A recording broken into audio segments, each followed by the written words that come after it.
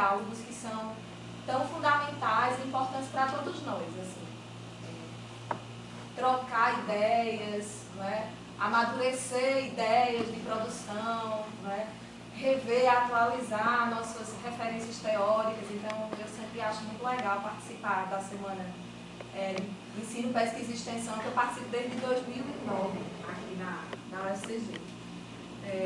Meu nome é Janaína Freire, eu sou doutora em Ciências Sociais aqui pela UFCG, então é um motivo extra de alegria sempre voltar aqui e reencontrar também os amigos do grupo de pesquisa ao qual eu estou ligada, né? Sou pesquisadora do Praxis, que é um grupo de pesquisa marxista que estuda Estado, governos, luta de classe na América Latina.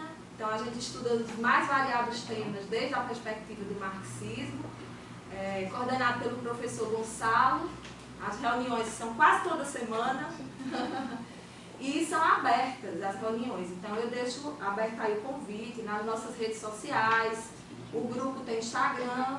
Então, estando diante do interesse de vocês, discutir as temáticas da semana ou da reunião, fiquem à vontade em participar das reuniões do Praxis. Além disso, eu também sou militante do Pão e Rosas, que é o Grupo Internacional de Mulheres, né? A gente tem ligação aí em vários países da América Latina, do mundo. É um grupo ligado ao Movimento Revolucionário de Trabalhadores e tem o Esquerda Diário, o jornal como, que é um jornal online, um instrumento como divulgação das obras, dos nossos debates, onde a gente faz a agitação e polemiza também com algumas teses e com os problemas da classe trabalhadora de modo geral. E agora eu vou deixar a minha amiga aqui, companheira de missão de hoje, se apresentar. Obrigada, Jana. Boa tarde. Eu me chamo Mariane Alves. Sou mestre em Ciências Sociais pelo programa de pós-graduação em Ciências Sociais aqui da UFCG. Sou militante pelo Pão e Rosas também. Estou muito feliz pelo convite de ministrar esse curso. E também faço parte do Praxis. Quem quiser procurar o Instagram do grupo é Praxis UFCG, que a gente divulga lá as nossas reuniões semanais. Quero pedir desculpa pelo pequeno atraso de 20 minutos para vocês hoje. E estou muito feliz por estar participando do CEP novamente. Durante a pandemia, a gente também ministrou um curso, eu e o Gonçalo, foi sobre Engels e Marx. Em 2020, eu acho. 2020, acho que foi o primeiro ano da pandemia. Isso mesmo. Agora voltando para falar sobre feminismo e marxismo. O tema aqui da mesa, assim, a especialista é a Ariane, né? A dissertação dela foi no campo do marxismo e feminismo. Né? A minha dissertação foi no campo da cultura, nada a ver, e a tese foi no campo das questões políticas, econômicas, uma análise do neodesenvolvimentismo durante os governos do PT. Mas o feminismo, em que pese a nossa participação na militância, mas também a importância que tem o tema, é um tema do qual assim, eu gosto muito, e a ideia é que a gente faça dessa tarde aqui um momento de grande troca também de informações. Então, que vocês também estejam abertos e abertas para participar e também se colocarem aqui nesse debate, para não ser também um monólogo, né? Para não ser uma conversa só de uma ida só. É muito importante que vocês participem. Na nossa ementa, a proposta, a gente tem 2 dias, né? Hoje e amanhã. A ideia é que esse primeiro momento a gente trate mais dos aspectos teóricos. Então, hoje a gente vai falar de alguns conceitos pelos quais a gente analisa gênero, classe, né? Luta de classes, opressão, exploração. A gente vai falar desses termos.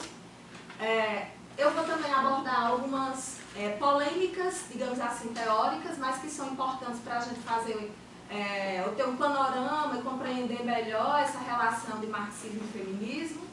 É um mini curso, né? Tem autores e autoras que por si só daria todo o mini curso.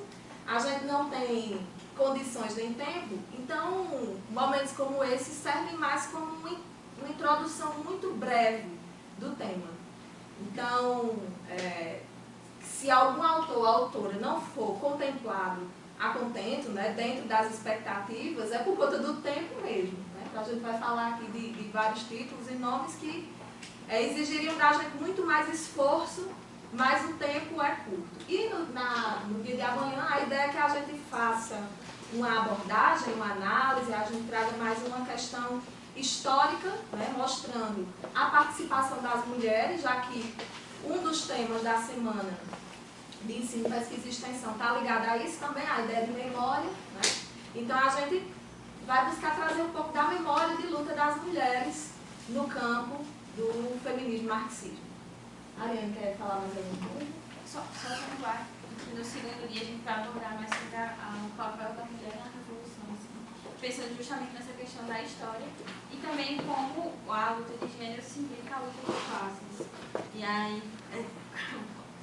concordando com o Janaína, se a gente fosse tirar tudo que tem, daria muito mais do que um mini curso. Então, a gente espera que seja uma introdução para que vocês possam se interessar pelo tema.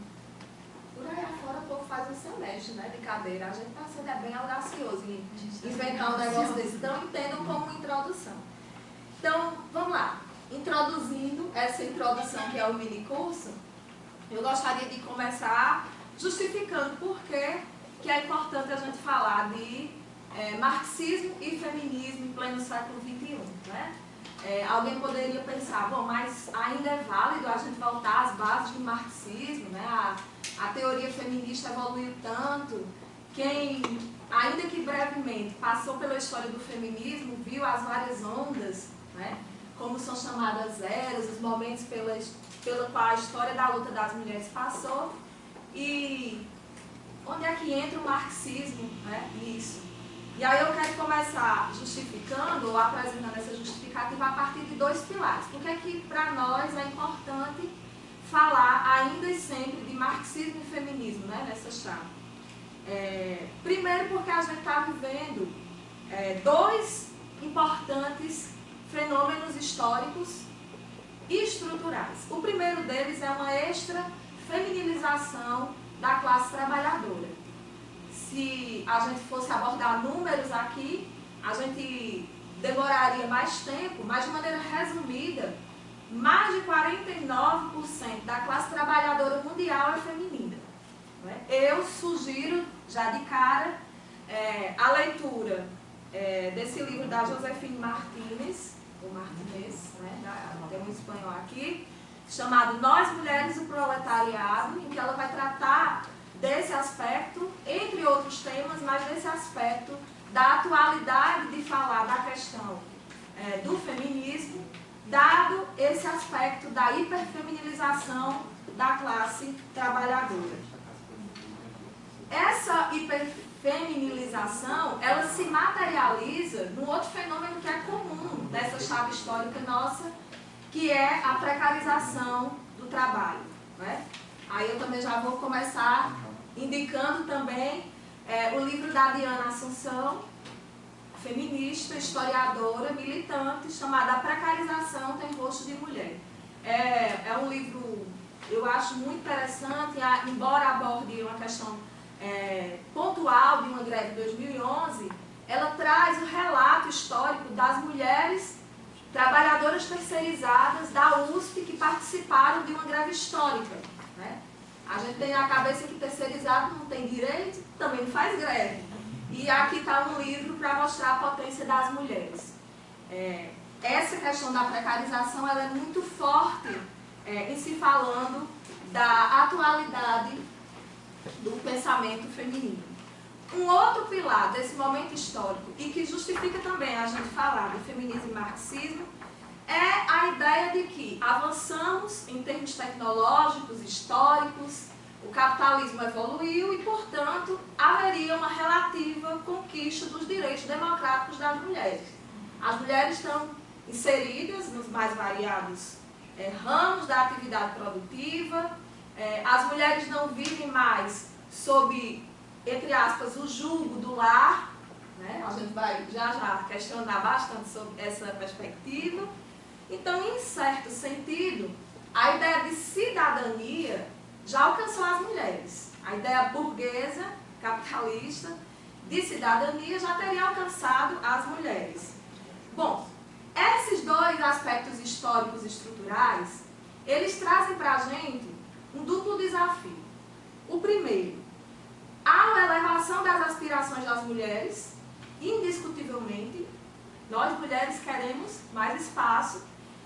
Os movimentos das mulheres no mundo inteiro demonstram que há uma pressão feminina por mais espaços, por mais visibilidade, digamos assim.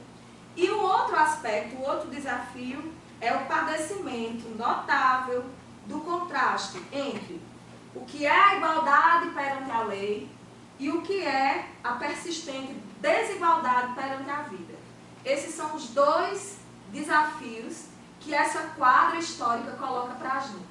E, por si só, esses dois desafios, ou esse momento histórico e esses desafios que são colocados, nos fariam questionar se, primeiro, a gente tem um prelúdio, um início de uma recomposição subjetiva da classe trabalhadora no século XXI, falando em outros termos, a gente tem uma classe trabalhadora aberta realmente a essas demandas femininas, né, aos problemas ou a, entre aspas, questão das mulheres ou da mulher.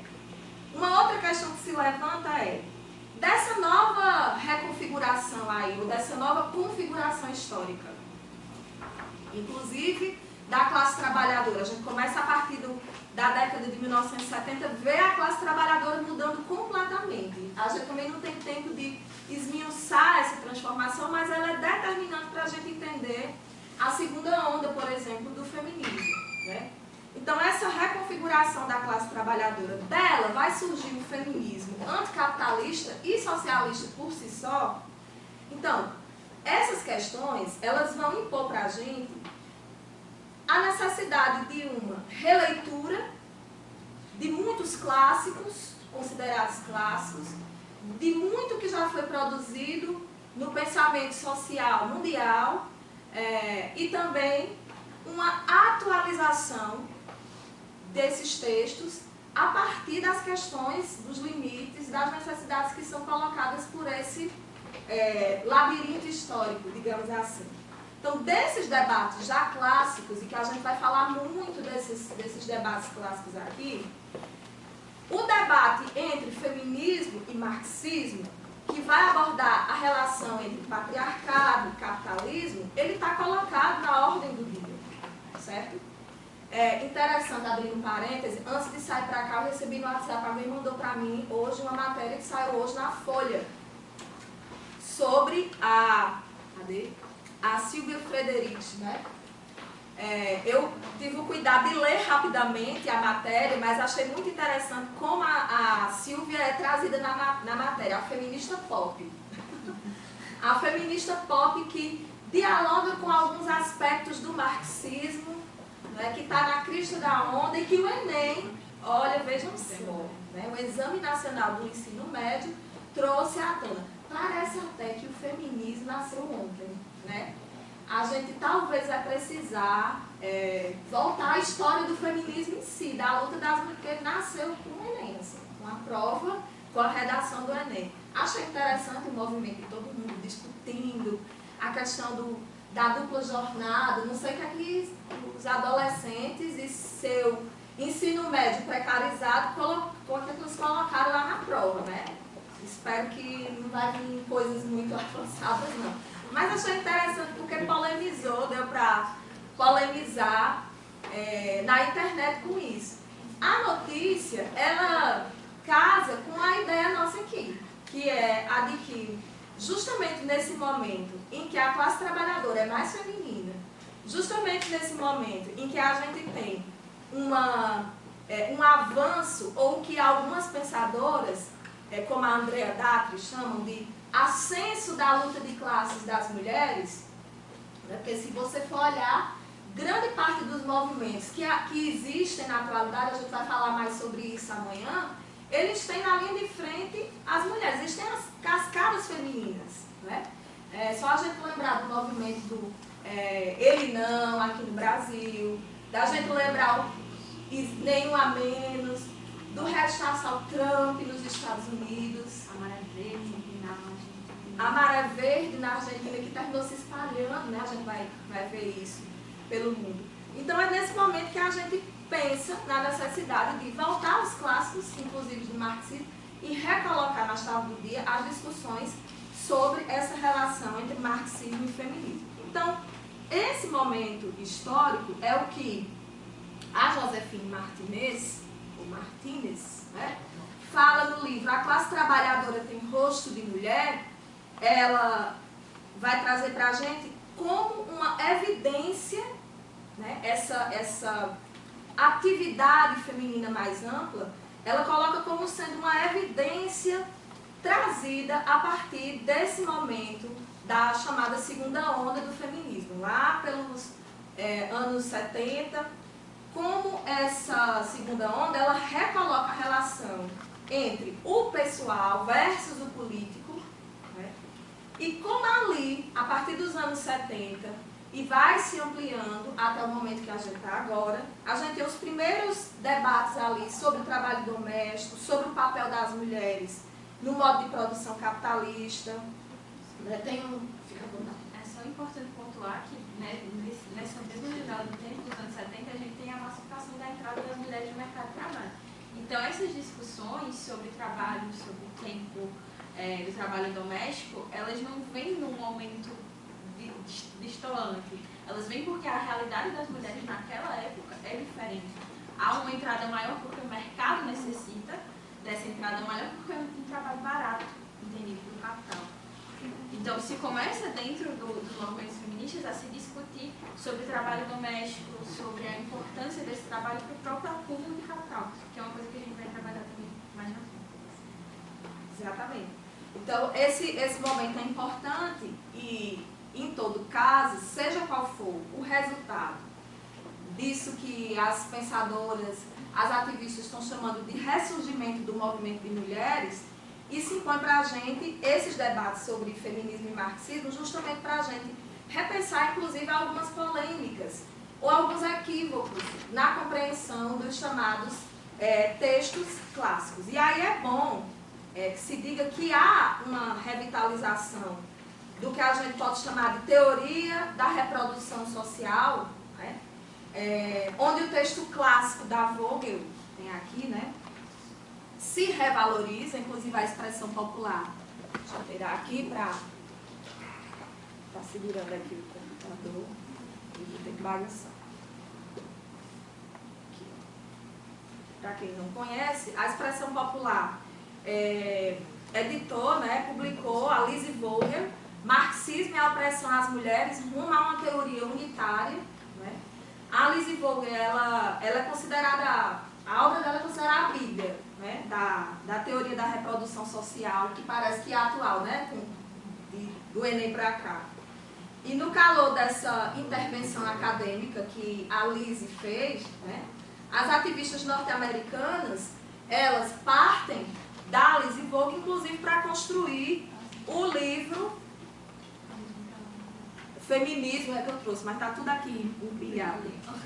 Feminismo está na 99%. Que tem também uma autora atual, que é a Titi Bhattacharya, falando sobre a reprodução social. É interessante porque ela, como a Vogel, traz bastante do Marx para falar sobre teoria da reprodução social, que é uma polêmica também, já que acredito que o Marx não fala sobre o trabalho feminino. Eu vou já falar sobre isso e passar para tu, Ariana, de vez, porque a gente vai ficar batendo bola aqui, viu? E depois vocês podem intervir.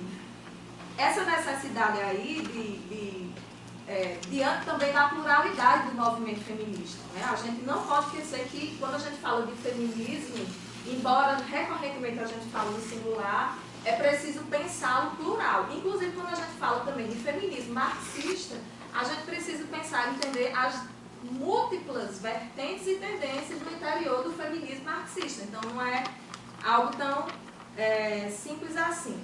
Mas a gente não quer esgotar essa discussão e por isso a ideia é a gente fazer aqui, a partir de agora com a Ariane, a gente nem tem como esgotar essa discussão, quer fazer aqui com a Ariane um levantamento, vai fazer uma espécie de digressão aí, lembrar algumas categorias, como gênero e classe se misturam ali, se encontram nesse debate. E a Ariane fica à vontade. Como Janaína já tinha falado, né, a gente entender primeiro que mulheres, enquanto categoria, não é uma categoria homogênea, é heterogênea. É um grupo que é policlassista.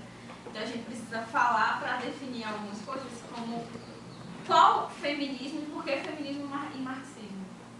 Primeiro porque a gente considera que as mulheres que o capitalismo garante elementos de legitimação da opressão às mulheres, tendo em vista que é um sistema baseado na exploração de uma maioria por uma minoria, mas mais que isso, ele é baseado na desigualdade social e em opressão. Então, a partir da divisão sexual do trabalho, que envolve o trabalho doméstico, a partir dessa ideia do trabalho barato feminino, se legitima para o capitalismo essa opressão às mulheres. Né? A gente vai trazer mais ou menos aqui dois conceitos chaves para entender, que são o conceito de opressão e exploração dentro do capitalismo, remontando Engels e Marx, mas principalmente nesse primeiro momento pegando Engels, porque é Engels que faz aqui a origem da família, da propriedade privada e do Estado. É Engels que remonta através de estudos antropológicos, essa que é muito importante para a gente entender que a opressão à mulher é histórica. Ela não nasce de uma ideia natural, dessa natureza feminina deficitária, colocada entre muitas aspas, que é o que veio sendo historicamente colocado, que a mulher tem essa natureza frágil, meiga, e que por isso ela está em certos locais de trabalho, que por isso ela tem um local social subordinado. Toda essa ideia, o Engels vai construindo a partir do livro, a partir dos estudos antropológicos, que isso, na verdade, é uma remontação histórica. Então, tem uma base histórica e material para que isso seja apontado dessa forma, e é de interesse do capitalismo no seu momento de acumulação. E é interessante porque ele não fala de acumulação primitiva, mas a gente pode pegar os estudos do Engels e colocar como é importante essa subordinação da mulher para a acumulação primitiva. Ele vai falar de início sobre a montagens, né, qual a necessidade do capitalismo para manter o patriarcado, porque o patriarcado é anterior ao capitalismo, mas com o advento do capitalismo o patriarcado não cai. Na verdade, ele continua e é usado pelo próprio capitalismo como ferramenta de acumulação, no sentido de que antes que se começa pela patrinalidade ao acúmulo de herança. Era necessário que fosse colocado a figura do pai, do patriarca, para o acúmulo de capital, nesse primeiro momento. Então se destitui toda a ideia de poder da mulher e se coloca para o homem numa necessidade de acumulação mesmo. E aí a gente começa a pensar como isso é histórico e tem base material, e não somente de uma ideia de natureza feminina, que é importante pontuar. Porque senão a gente cai na ideia de estudar somente a cultura para falar sobre a opressão às mulheres. E não é somente uma questão cultural, mas também uma questão de classe. É uma questão de necessidade do próprio sistema. A gente vai falar um pouco sobre o Engels.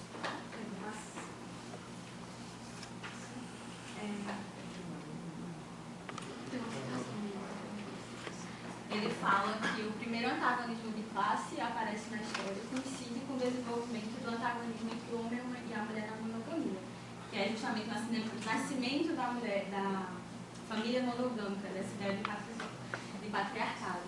E a primeira opressão de classe foi a opressão do sexo feminino pelo masculino. É interessante que, com o surgimento da propriedade privada, as relações sociais elas se modificam, passando por esse acúmulo de riqueza necessário, né, para que os filhos fossem identificados agora pelo pai e não pela mãe. Para que a produção excedente ela volte como herança e como benefício econômico. a opressão feminina ela vai ser então assegurada e passa a ser um direito masculino. O Engels fala que quando, para assegurar a fidelidade e assegurar consequentemente a passagem da herança, a mulher passa a ser propriedade do homem. Então, aquela que é entregue sem reservas ao poder do homem, quando este a mata, não a faz mais do que exercer seu direito.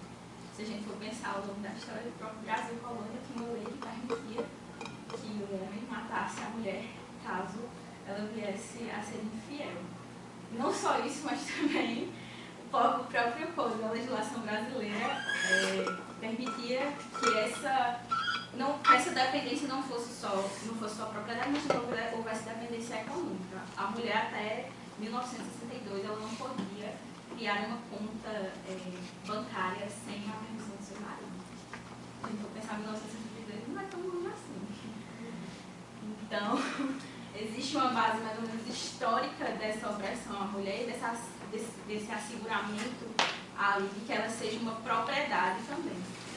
Ela é colocada nessa condição de subalternidade e essa carga ela está diretamente vinculada às relações de propriedade no capitalismo, porque ela é necessária, assim como também o trabalho doméstico.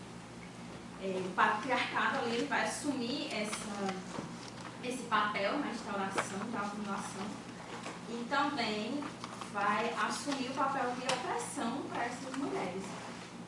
A sexualização sexual do trabalho, a divisão do espaço, que é o espaço produtivo, que é o espaço não produtivo, que começa a ser justamente para a propriedade privada, com as teorias liberais, e com essa dinâmica entre patriarcado e capitalismo.